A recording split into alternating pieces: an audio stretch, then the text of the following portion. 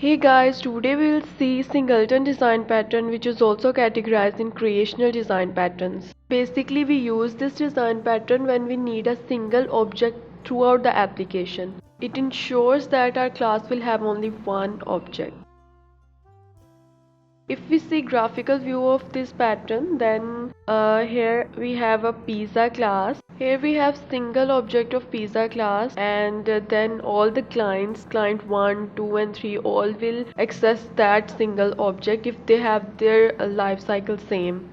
By using Singleton design pattern, these all three clients will access the single pizza object.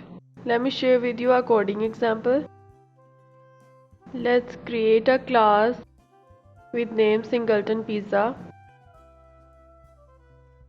Now this class will be public, and in this I need to have private static object. Static means object and application have the same life cycle. Same life cycle means that object create when application starts and object destroyed when application ends. And constructor of this class will be private, which means that we can't create its object from outside the class. Also, we will have a public function by which we will access its object. Actually, in this function we are returning read-only property of object.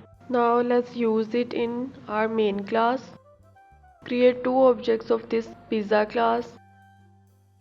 Now just to ensure that both the objects are same, I'm going to console.writeLine both objects hash codes.